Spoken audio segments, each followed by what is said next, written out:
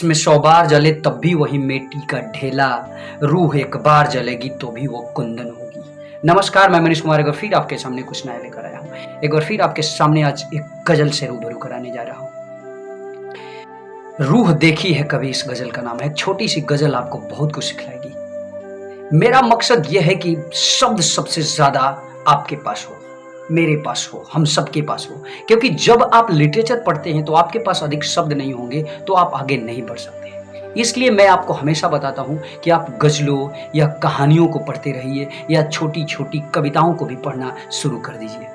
अगर आपके पास कविता पढ़ने के लिए कोई किताब नहीं है तो आप किसी बुक स्टॉल के पास जाइए और वहाँ उस दुकानदार से पूछिए कि उनके पास कोई साधारण किताब है तो मुझे दे दे, क्योंकि किताब से ही आप पढ़कर कुछ कर सकते हैं। रही बात कि शुरुआत में यानी शुरू करेंगे तो उस टाइम में आपको पढ़ने में थोड़ा सा कठिनाइयाँ महसूस होंगी, लेकिन यकीन मानिए जब ये कठिनाइयाँ धीरे धीरे आदत में परिवर्तित हो जाएंगी तो डेफिनेटली आप उस चीज़ को आराम से पढ़ सकते हैं और समझ भी सकते हैं। तो इसलिए मेरा मकसद ये है कि हमेशा आपके पास कुछ शब्द बढ़े, क्योंकि जब तक शब्द नहीं होंगे तब तक आप कुछ समझ नहीं सकते। इसलिए मैं कभी गजलों को, कभी कहानियों को, किसी थॉट्स को या कभी कभी कविताओं को उठाकर आपके सामने लाता हूँ, या किसी लिरिक्स को यानी गाने के किसी लिरिक्स को कभी कभी आपको बताता हूँ। याद कीजिए, मैं अब तक बहुत ऐसे गाने का लिरिक्स आपको बता चुका हूँ, इसलिए क्योंकि उस गाने को आप सुनते हैं तो उसके शब्द से परिचित होते हैं, और साथ ही साथ जब आप शब्द को जानते हैं तो आपको गाने भी समझ में सही से आ जाते हैं और कुछ शब्द भी सीख लेते हैं। उसमें अगर कोई अनुमानित शब्द ऐसे होते हैं कि जिससे आप जानते नहीं लेकिन अनुमान से पता लगा लेते हैं कि इसका मतलब यही होगा, तो वो सीखने को भी मिल जाती है। तो चलिए एक गजल आपके सामने रखता हूं। इसका नाम है रूह देखी है कभी, और ये भी मैं पुखराज से उठाया हूं। पुखराज के बारे में बहुत पहले भी आपको बताया था, गुलजार साहब ने इस किताब को लिखा है। गुलजार साहब लिखते हैं इसमें, रूह देखी है कभी, रूह को महसूस किया है, जागते जीते हुए दुधिया कोहरे से लिपटकर सांस लेते हुए इस कोहरे को महसूस किया है। या शिकारे में किसी झील पे जब रात बसर हो और पानी के छपाकों में बजा करती हो टलियां, शुबकियां लेती हवाओं के कभी बैन सुने हैं।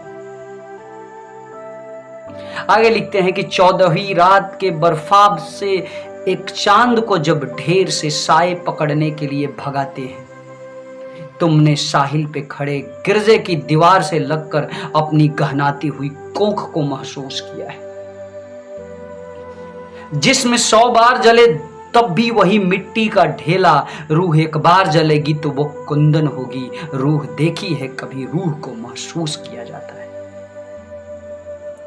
कितना खूबसूरत ये गजल है।